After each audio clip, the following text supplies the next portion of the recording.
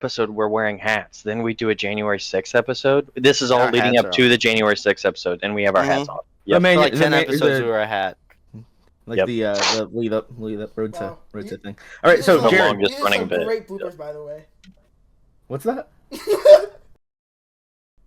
All right, welcome everyone to the inaugural Mojo Boys podcast. I am Pat, aka Omega. A little introduction for myself. I'll pass it off to the rest of us to introduce ourselves here. I'm Emil, Deathstrike 1123 on Twitch. I'm Jared. I'm Skelly Boyo. I'm Zach Redo. And then we do have our producer here. known as Mexicage. So going into this first podcast, I think we all wanted to hone in on our big fascination that we've had these past couple of weeks. That being Marble Rivals. Marble Ribal. Marble Ribal. The sequel to Marvel Rivals. Oh, need. But So- We're already getting Marvel Rivals too, chat. So out of all of us, like I know Zach and Pat, I think you both played the beta with me, right? Jared, did you get to play the beta? I did not get a chance to play the beta now. You didn't. I thought you Okay. played the beta with us. No, I did not. I'm So tripping. playing the beta compared to like the full release of this game, what are we thinking about this? Because I thought it released super smooth. It was Yeah. definitely the smoothest release of any games in games of this caliber in recent memory. absolutely. It's so hard to think of any like modern AAA title that doesn't release with bugs. Like anything like that released like this, like the only issues I had, and most people were complaining about it, were the strange portals because it drops frames. Right. But other than I that, feel like- I think it's I don't know. For me, launched- the optimization has been a major like sticking point. It hasn't been enough to deter me from playing the game, but it's definitely made an impact while I've been playing. But outside of that, that's just an Unreal Engine 5 problem, I feel like. Yeah. And Unreal the Engine launch 5 is itself- just issue after issue. Whether Sure, it's but- like the 100, 200 gigabyte install for some, like Ninja Gaiden 2. It was like 85 gigabytes. The remaster. I think think- something that stuck out to me for the beta, and I'll let you finish, Emil, but it was the fact that there were just like so many changes made based on player feedback, and obviously that's something they take into account a lot, but just the attention to the problems that we had during the beta, like not being able to jump out of spawn from like the little lowered platform on that you spawn in. Ixguard, yeah, on On the Ixguard. Ixguard, just little details like that that really sell that this dev team is tuned in to what their players want and Now- will do their best to produce that. Now, and I know going into what the players want and the developers are doing, we'll get into that a bit further into the podcast because I think I know what you were hinting towards there. But yeah, overall, the beta, the launch, everything has been relatively smooth. After being, I don't know, we're almost halfway through season 1, coming up, right? We're getting there. I'd say we're believe about a quarter of the so. way because Yeah. it's still It ends. like 60 It ends something days, April. right? It ends April 11th. I have it pulled up right now. Okay, I think last time I checked, we were like 78, 77 days 70, away. 71 days. I think I saw 71 days. yesterday. Mhm. Okay, 71 We've had days a healthy amount of time with season 1 so far, and I have to say I'm a fan of the changes that they've made, save for a few. I don't want to get too nitpicky, but you know, Moon every Knight update ult. brings its challenges. Oh, don't get me started. Moon Knight ult. But no, they've been definitely buffing and nerfing to definitely compensate for things like a Rocket being a top healer now, right? Highest win rate of the strategists. Definitely that buff. Storm being meta. Storm being one of the higher pick ban rates heroes on top with Cloak and Dagger. Cloak Storm and is Dagger crazy. having a high Storm- ban rate. I feel like the best thing about Storm is that she does the job of almost every little niche DPS. She can flank, She can shore up the team with her damage and movement boosts. She can harass pretty much wherever she wants because of her mobility in that flying mode. She doesn't even need to aim with one of her skills, the goddess boost that can uh, uh, attack enemies in the radius that Yes. she's in. It's Yes. it's a recipe for what seems to be a perfectly put together character. So I'm interested to see if they walk back some of those changes once they see the true potential. I feel like that's the story of Marvel Rivals Season 1 is that we're finally seeing the potential of a lot of these characters that were dismissed initially, especially like Wolverine as an example. Yeah, people figuring out some of these characters has definitely changed the meta. I know going into ranked, as soon as I see a Wolverine, I'm targeting him. I'm doing everything to keep away from him. Leading us into our next point, I wanted to talk about who we're maining. Who are we maining in Rivals? Like, what roles do we prefer? Who are we maining? Counters? What do we hate seeing on the enemy team? I can go ahead and start off first, bringing up Wolverine. I have been playing a lot of Doctor Strange recently. He's got a good overall kit as a Vanguard, but man, when I see that Wolverine, I swap over the Magneto. That barrier saves me so much. It saves every time another Vanguard gets kidnapped, so I can barrier them. It's just he's got that right click, that volley that just pushes Wolverine away. But Strange overall, that's my top Vanguard. Yeah, For we can me, talk to another Vanguard player. I was about to say Jared. for me Have a Vanguard personally, perspective. I like playing Thor. I like getting in there and trying to make spacing for my team and just trying overall to just basically make sure that the enemy team is not doing what they want to do. Wolverine playing as Thor is such a pain to deal with as well, which is why it's such a blessing to have Magneto as well on a team. Just because even if you try to push Wolverine with Thor's dash ability, you still get attacked through his dash. He does not stop. He's relentless. However, if the enemy team is trying a dive comp, I like to pull out Penny, which is such a big change from playing a dive tank such as Thor. Just because you have the ability to shut down anyone who's incoming. And I've had some really, really good web shots. Like the other day when I don't know if it was quick play or ranked, but we had a Venom trying to take point on, I think it was Igsguard. That right click. that Penny right click. Yeah, the Penny right click. Well, mid Venom swing, I just shot him out of the sky and brought him down. So that's really fun, as well as shutting down enemy alts such as Iron Man ult or Scarlet Witch ult. Jeff ult. Have you gotten any Jeff cancellations with your net? I don't think I've gotten any Jeff ults yet. Have they added the change where you can actually go up over Jeff's ultimate? Yeah. Like there's a height stuff. Yes, it's a 5 meter height. It's a conical field. Okay. Yeah. There's spherical. Okay. I haven't noticed. I've tried to jump over it, but I haven't really been using any jumpy characters except for Hulk. Mm-hmm. That the gamma bubble prevents his ult. Right. I mean, there's also some interesting interactions with a nice little segue into your main Cloak and Dagger during her ultimate, when she's not standing still, when she's laying down that field. She is immune to crowd control. She's not immune to damage when she's standing still, though. I found that one out. I've died as her a couple of times while using her ult, but for the most part, as long as if you use the ultimate while everyone's targeting you, then yeah, you're gonna get fucking Magneto shuts that down. Yeah, you're gonna get melted. But if you do it in the middle of a team battle, I feel like even though you stand still for a couple seconds, you're still in your field, so you're still healing. So if anybody shoots you, you're gonna get that health back. But if everybody's shooting at you, it's Jover. You're done for. Yeah, no, but I like out heal team shooting. I like Cloak and Dagger because it's easy. Like I'm not gonna say I'm amazing at the game, but it's just it's a simple healer. It's like Luna Snow. I like Luna Snow a lot too. If I have to, and the best ultimate for sure. Oh yeah, absolutely. Get a little sassy. Well, Boom. 12 Oh, seconds no. of haha, you can't do anything to me.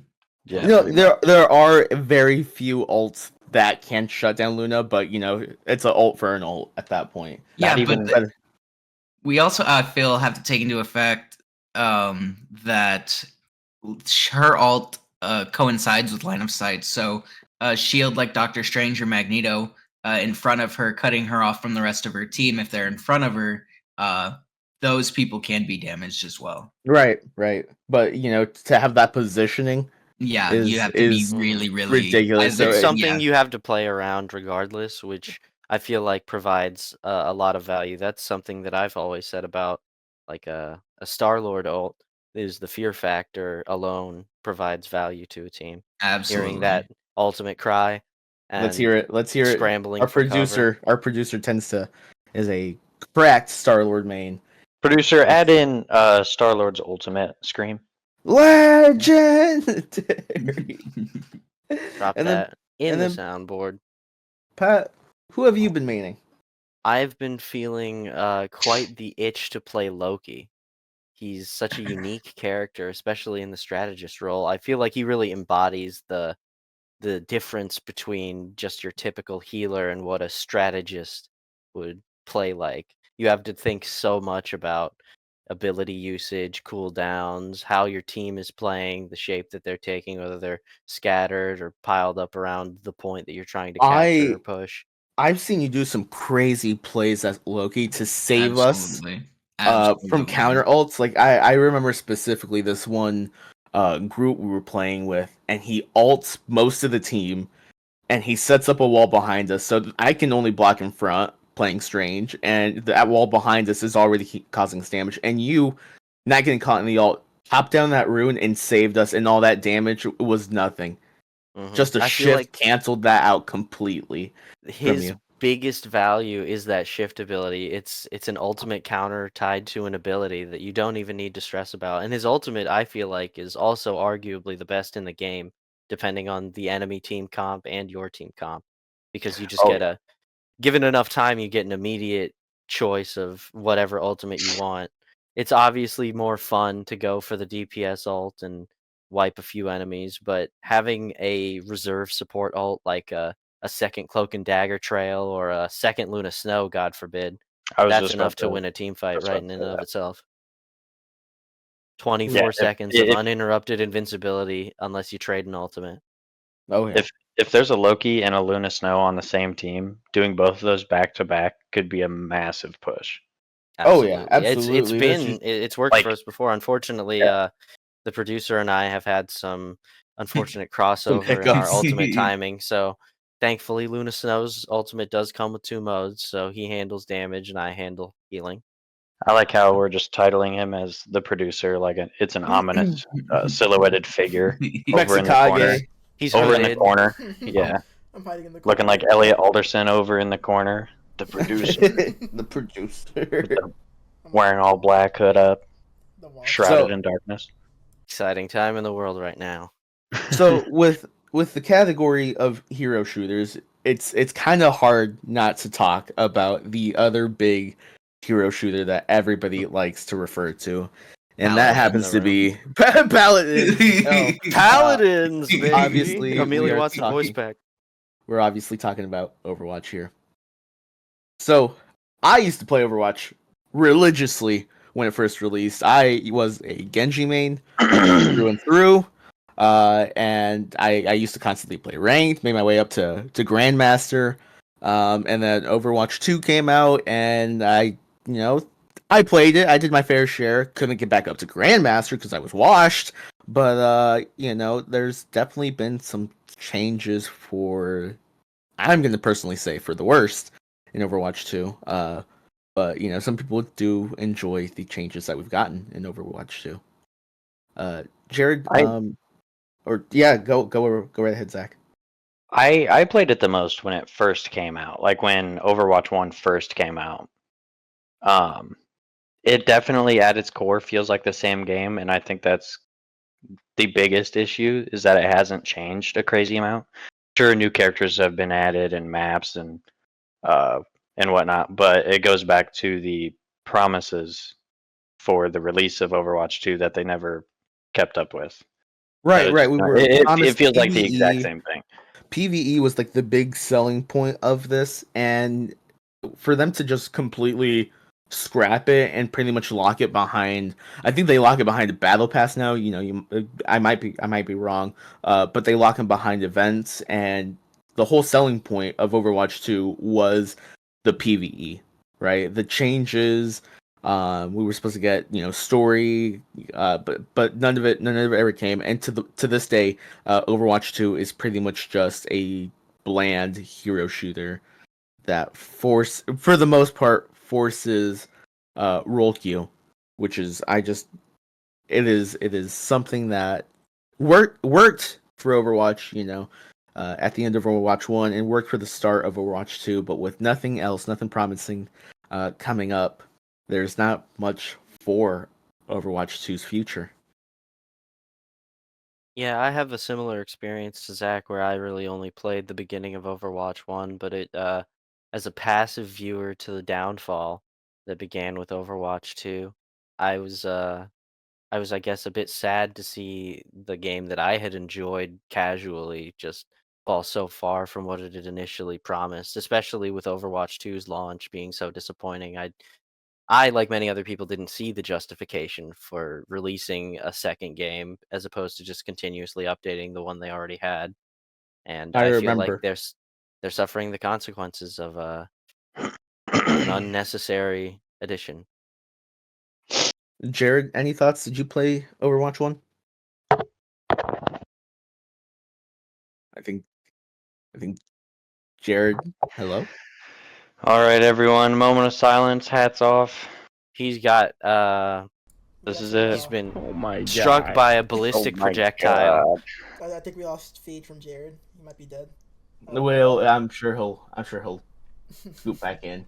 He might have He'll some pop back audio issues. The big difference between Overwatch 2 and Overwatch 1, and I've seen a lot of the players of Rivals bring it up, and thank God that the developers have come forth and made a comment on it at least, and that is roll queue.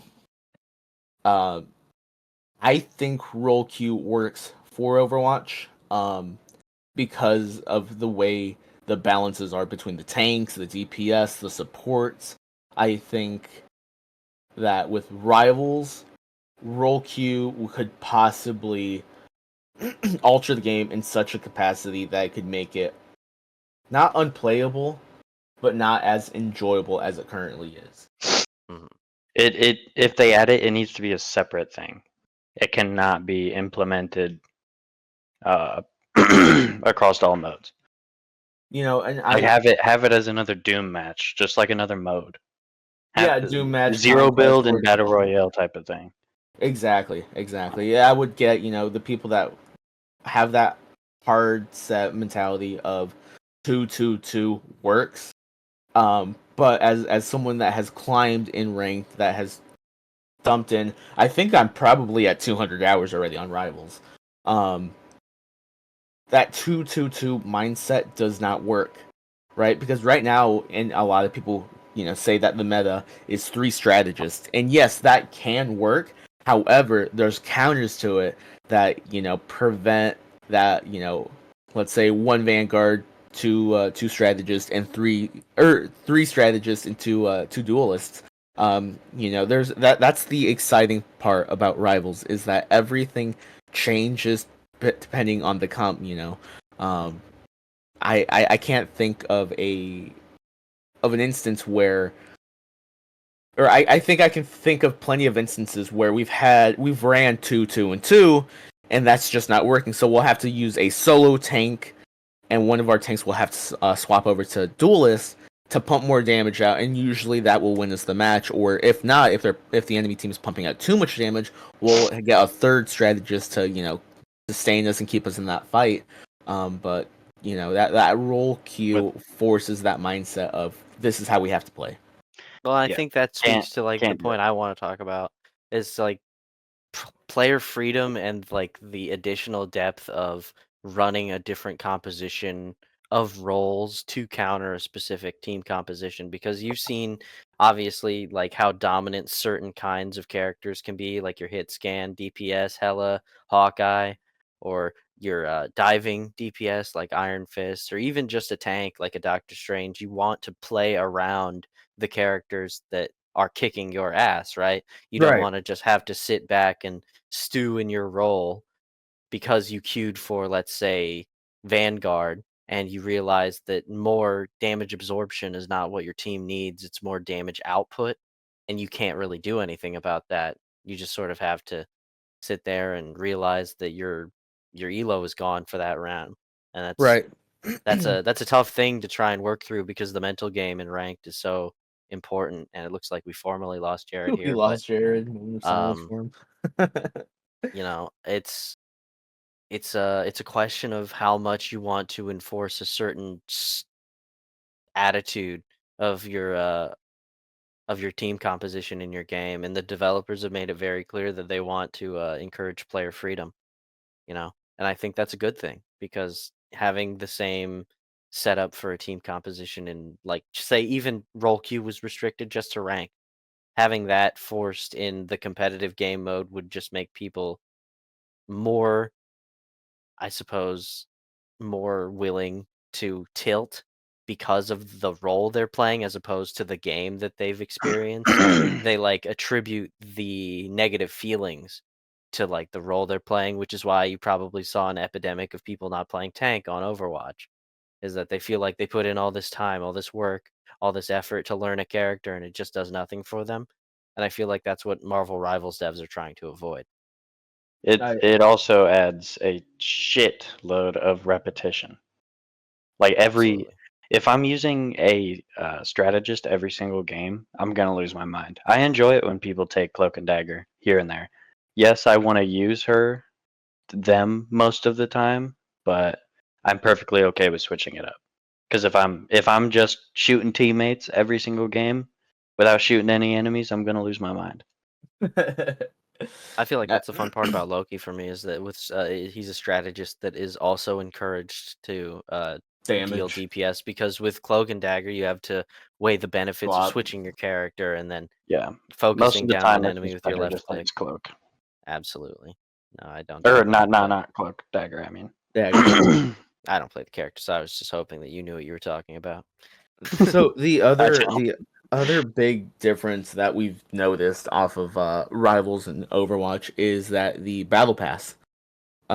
Being into season 1, we only have 2 battle passes at this moment, but they are retroactive. So you can go back through if you've bought season 0's battle pass. You can go back through, finish that season that battle pass up, and then hop into season 1's battle pass if you've bought that one, and just and complete that one at your own pacing. Whereas Overwatch, and the last time I remember playing Overwatch, is that you were locked to the set current season battle pass, and that was it.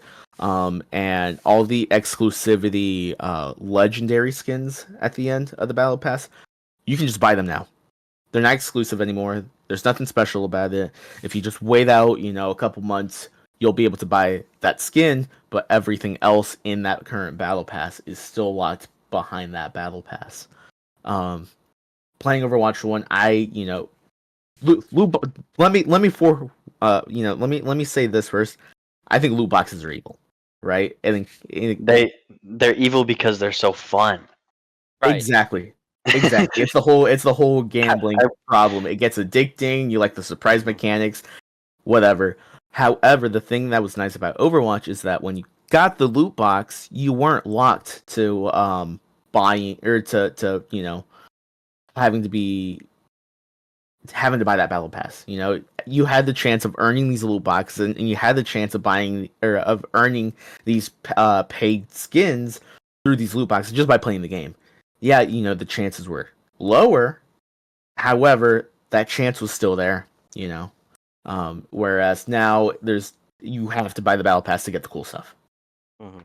I do want to again, I'm not a big Overwatch 2 encyclopedia, but I will say one big misstep I feel like that Marvel Rivals has taken with the retroactive battle pass system is making it conditional to you having already purchased the battle pass in the season, where I think that if they're going to allow you to go back and complete already purchased battle passes, I feel like they should just leave the battle passes on offer. I understand that in their minds, I suppose they want to balance the FOMO with also giving people their money's worth.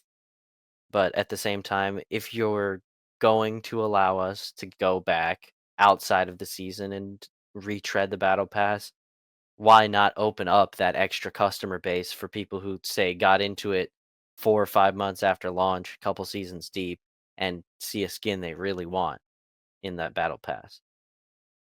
That's money on the table in my eyes, but I'm sure they've taken that into account. I don't know how Overwatch does battle pass skins, if they get reappearances besides in the loot boxes and like future battle passes or in the store or whatever. So I don't know if you guys remember, but when Master Chief Collection came to PC, it came with battle passes too. I think they did 8 seasons, and every battle pass was free. It was like included with the game basically. But they also, everybody talks about how Halo Infinite had the idea of being able to go back, but Master Chief Collection, I'm just gonna say it's kind of the OG Widowy. But like Halo Infinite, you can still go back and buy the previous ones if you want to work on them. So it is doable. It is a good idea. So I don't doubt that they won't add it in the future. It's just strange how it's not currently in the game, because it could, that's a money printer right there. Somebody downloads a free game, sees all these battle passes, they're gonna buy them. Mm-hmm. I mean, it's there. Especially if they plan on playing the game for a long time. You just got to put time in at that point. Yeah, or after the game's sunset, when they're no longer doing seasons all the way down the road, they could still be making money on these old battle passes that people are buying. Right. I think Fortnite, has taken a note on this. And like, skins that are locked behind the battle pass, they've mentioned in the future they will, you will be able to purchase them in the item shop. So, they're not locking themselves out of that money themselves. They're at least opening it up for people that do start playing in the future, that can go back and buy these certain skins. And it's a step that, unfortunately, in the gaming community, that's what developers are pushing us towards.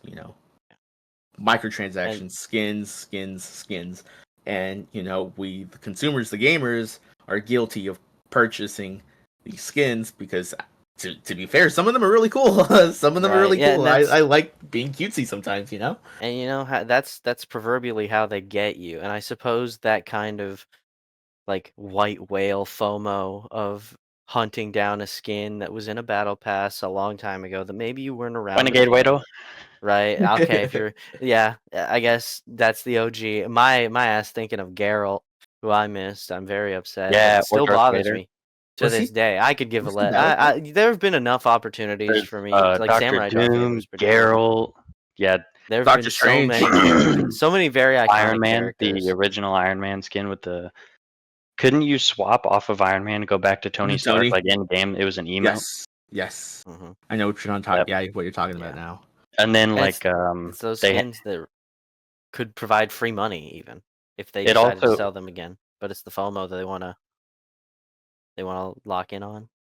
there's also like the Thor one, or like The Herald of Galactus. Omega, and shit, I can't remember the other one. It was one of the very Original first one. seasons, but it would progress as you went on the battle pass, and if you didn't finish it, you didn't get the full skin. So I'm that's only another way rocking that half they of could. that set. If I could, What was it? if I Carbide. could, Carbide, yeah, that was the other Carbide. one. Yeah, I've only got half of that. I only I have could- I had a quarter of Drift. Or like Mandalorian, if I could go back and just finish those battle passes, so I got the Thor glider and the full outfit for Mandalorian, I would do it. Fuck it. I feel like that's a good transition It into adds to the our next skin. topic. Right. This Well, is games as a service in general. Games as a service is a messy road, and if Overwatch keeps doing all these missteps, they're gonna end up. Oh well, I guess we were a slide off. Let me. There we go. if Overwatch keeps doing these missteps, they're gonna end up obviously on this screen. Most of these games, as of today, Multiverses was announced that they are shutting down the servers. And give me a second, let me find exactly when they said May 30th. May 30th, the announcement was after Season 5 ends, players will be able to enjoy the game offline for the foreseeable future.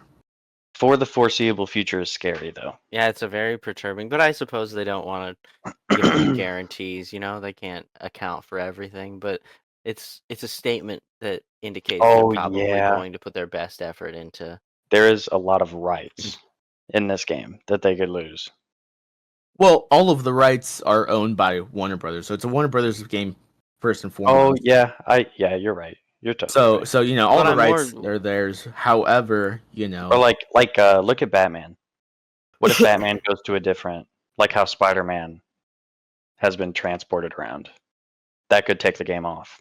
right, and all Well, of these missteps from Warner Brothers has caused them to be very protective because they've once again Warner Brothers has had so many missteps in the past couple years that Suicide Squad. Suicide Squad.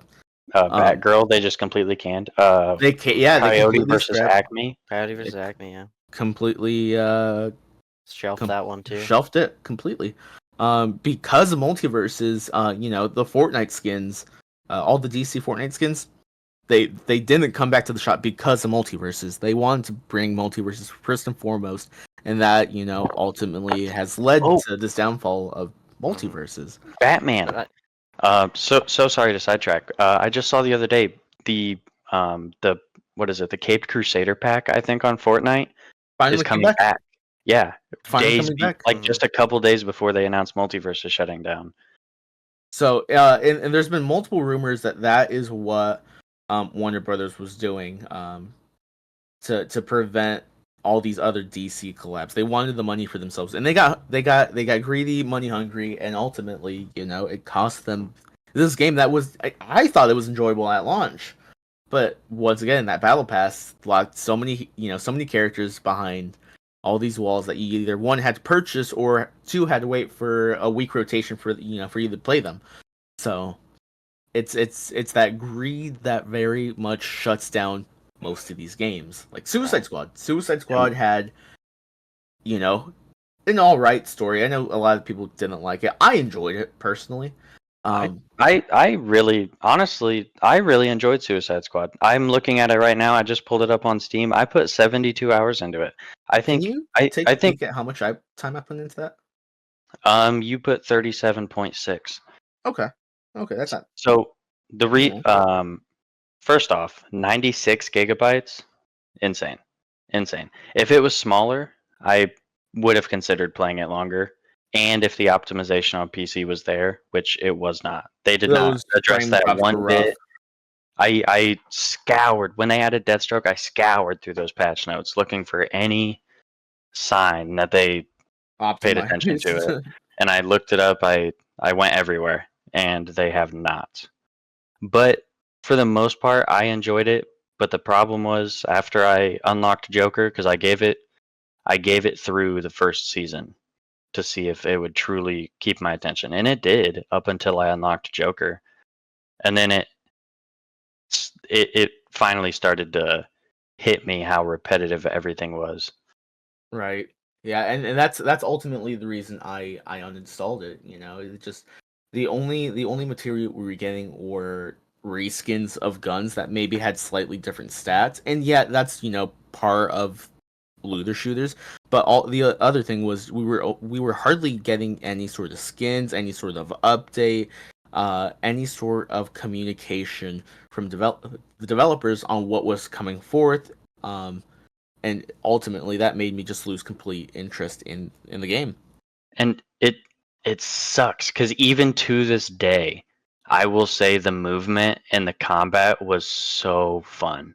It was smooth. I love Harley flying around as Deadshot. jumping around as King Shark. It was so fun maxing out all the different characters. But again, once you max out those characters and get your I can't think of what it was called, but it was like the challenge level that would go up over time, and it would just get harder and harder. I think I got to like the threat level. 50. Threat level. Yeah, I think I got to like level 50, and it was, it was starting to become a challenge. So that's what kept me going for a bit, was that it was actually challenging me, and it was getting harder to get through these different difficulty levels. Mm-hmm. But I guess another thing about the game, one of the things that I struggled with at those high difficulty levels was the fact I was doing it by myself. I Right. could not find anybody, and it's like Avengers. I put a shitload of time into that game too. I was just But about to bring that game up. the matchmaking on PC, just like Suicide Squad, is Mhm. non-existent. Non-existent. You're either playing with people that you invite, or like looking for a group in Discord or Reddit or whatever, or you're just playing with bots. And I the wanted to bots give. aren't brain dead, but they aren't a person either. They're not good enough to justify their presence. Exactly. I wanted to give Avengers a shot because I started the story and it got a little slow, but I know that that's one of those games that revolves around that whole live service kind of It strategy structure. So it's one of those games that I've been waiting on all of us, like in our Discord, to just finally say, hey, let's give this like a week, let's play it, let's dump some time into it. You so that missed it's us worth by it. like 2 years, dog. Well, yeah, I will tell you right now, I had if 170 hours on that bad if boy. I'm pulling back up Steam, and I'm not ashamed to admit it. Mhm. 195 hours. If I was gonna you rag on you if for you Suicide Squad, finally but I give played it that too. if you finally give it time, like a week or whatever you're saying, I will reinstall it and play it with you. Because the thing that kept me going all 195 hours, and that was after the game was like out for a few years. That wasn't at launch. It was the dopamine. Using these different characters and their movement. Now the movement wasn't the greatest, especially with Spider-Man and like Iron Man. Did they bring Spider-Man over to PC? We didn't play No, they Spider-Man, didn't. so we No, didn't have they hands-on didn't. experience. But just from like the videos, and look, the movement. Oh, you know what? Hulk I remember. was terrible. I remember the Iron Spider-Man Man, swinging. terrible. Drag, but Like this game made me Thor- give a shit about Holy Kate shit. Bishop. That's a tall ask. Yes, exactly. the whole out of the whole character roster. So I'm gonna go on a little thing here. Captain America felt so fun. Captain America was unbelievably fun. Thor was fun. Kate Bishop and Hawkeye. Very similar characters, but whenever also Pat and I would fun. run a raid or whatever as both of those characters, I would be Hawkeye, he'd be Kate Bishop. It'd be over in 5 minutes. It was Oh. a monster. We would were fly through it. monsters. The different builds you can do on the characters was so fun. Mm-hmm. But it gets that to alone a point kept where me into the game. But yeah, like you're saying, it's another it wears Suicide off. Squad thing. Except luckily, Avengers has more characters. Mhm. Like if you just work through the characters, it's honestly kind of a fun grind as long as you actually enjoy the character you're using. Like Hulk, I started that towards the end, and I think that's kind of why I stopped playing it. I was going for his Miss Marvel, movement was if I just. remember. I just wasn't the biggest fan of his movement. But like Thor, you could do some crazy shit with Thor. Or Captain America, I remember he had one combo. You would throw your shield, it would bounce off of a few enemies, come back to you, and you could do like a roundhouse kick and kick it back out, and it would bounce around to people again and then come back to you. There was a whole like you could do different builds on different characters. And Hawkeye and Kate Bishop are a great example of how you could turn a character into from nothing into like the Like a best build in the monster. game. Yeah, It exactly. was so fun finding the combinations of skills to use at the right time to just chunk enemy health bars, and that's the kind of satisfaction that a game like this, like flawed as it might be, still manages to provide. And I think that's an important lesson that maybe they can take into account as developers. Looter shooters. There is a new Avengers work. game on the way. Yeah, absolutely. That has been confirmed. Looter shooters work as long as the developers take the right time and don't make it feel stale. Like Diablo, I might not be the biggest Diablo fan, but like those hell raids, awesome. There's something awesome about just running through, chunking these enemies, getting better loot, running back through, and just dealing even more damage. They scale to a certain degree, and then if you want that extra challenge, there's that difficulty that goes up, so you get that extra challenge. so that it feels like you're fighting normal enemies again, and you're not just punking them. I've heard Diablo's on the uprise. Diablo 4. might have to- There's a very popular opinion that Germa had espoused a couple years ago back at Diablo's launch, is that he felt that it was going to be a really good game like a couple years down the line. And the longer that I sat with it and the longer that I played it myself, and eventually when I came to quit Diablo 4, I realized that that was probably going to be the case, and I looked forward to whatever they might have in store. And so far Yeah, it's looking like that is a good investment. They have been working on that game not tirelessly, but definitely with a lot of effort. I think I'll wait Blizzard's until been the treating next. Diablo better than Overwatch. I think I'm No gonna doubt. wait until the next expansion because we've only got one expansion thus far, right? No, Yeah, I would say probably expansion number 3 is when we're gonna see Expansion their 2, hottest expansion stuff. 3. I'll probably dip my toes back in so that I can go bring my necromancer back up, or I might even just do a new character. Might even just Yeah, make a new they character might and- have a whole Because new they'll be class by adding, then. I was gonna say, they'll be adding new classes. we have for sure. what was it? They just added. It wasn't Druid. I don't think they added it to PC. I could be wrong, but I think it was just a Diablo Immortal class. Okay. I Yeah, could the be mobile game. wrong, but I don't think there's a new one. And let me fact check that really quick. All right.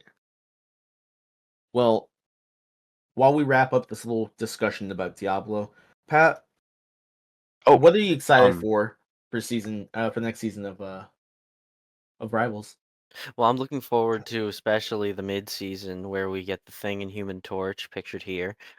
We are in desperate need of some Vanguard variety, and obviously seeing another DPS is going to make a lot of people happy. I'm interested to see what a new flyer is going to Oh, yeah. bring into the equation, Human Torch, especially for my Loki, and hopefully I find a new favorite to copy out of these two. Oh, that'd be awesome. I'm And then- wondering if the Thing and I feel like obviously there's going to be a team up for all 4 of them. But Yeah, I'm wondering I think if they the confirmed Thing, that for us. I wonder if the Thing and like the Hulk are going to have something where the Hulk gets like hopefully not, but a health increase or something. I don't know. Maybe like a little bit of armor. I kind of hope they don't give Hulk another team up because that Gamma team up is It's already the it's most dominant team up in the game. There's a reason he gets banned so much. It is crazy. And then did you get that fact check for us, Zach, on the Diablo character? Yes, I was wrong. Please don't cancel me. You are being shot. Spiritborn. Okay. I'm gonna get old Yellard after this recording is finished. Unfortunately, Oh it was fun.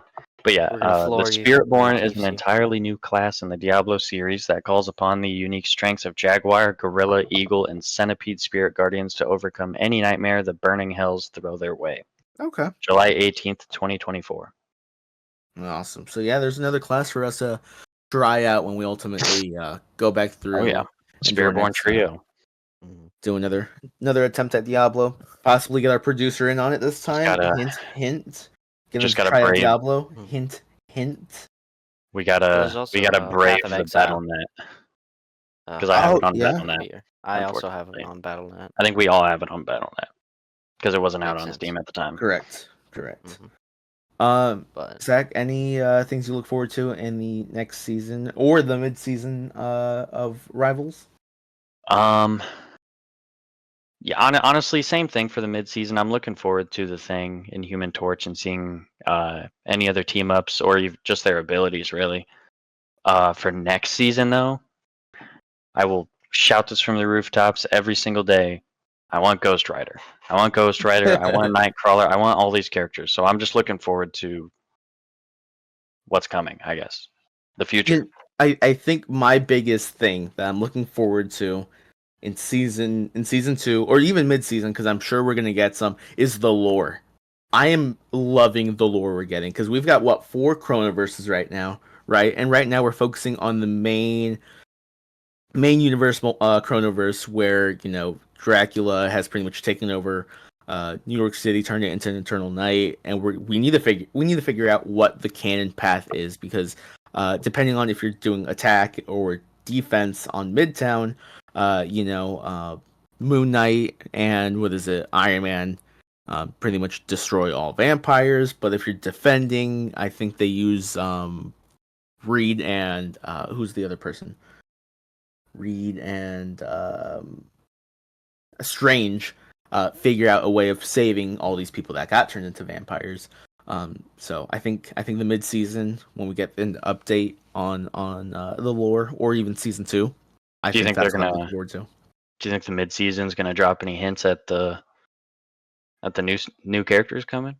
I think and I might be wrong. I think speculation with depending. Let's assume we defeat Dracula at the end of season 1. I think season 2, when they free Blade from Dracula, I think Blade's going to be season 2. I think that's the natural progression. He's going to be free. He'll be able to help out our heroes. To the ultimate goal of defeating Doom, and restoring the chronoverses. Speaking of Doom, I'd really like to see him enter the playable character roster. Vanguard. Oh yeah. Would love some more Doctor Doom, but I assume that's going to be a few seasons down, considering Ultron is also a few seasons Rumored. Oh yeah. out. Well, not just rumored, but confirmed just much later than we had initially Thought.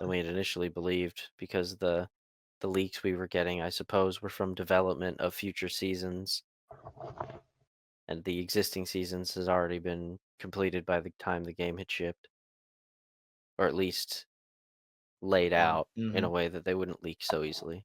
Oh yeah. But a very bright future for this game. I hope that this does not end up another dead hero shooter. Any final thoughts from anyone? Go back to that last slide, please. Right here.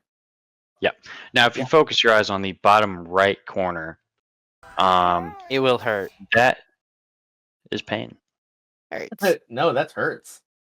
That's a little bit of foreshadowing. Our next episode is going to be us just silently staring at a photo of Max Payne. Oh my god. Yes. I hope everybody's ready. Well, we're not going to actually use the photo. We're going to put a link in the description for you So to you look can at follow the along photo. with It'll us. be While an you stare with us. Interactive podcast. Yeah. I like Yep. it. Yep. Well, be sure to follow us or subscribe to Mojo Boys 3005. Follow us on X, formerly Twitter, or follow me on Twitch at Deathstrike1123. Watch me play some Rivals with my companions here. Any final words from our producer? No. Awesome. Well, All right. that's Thanks for for Mojo watching, Boys. everyone. All We'll see you in the right. next one.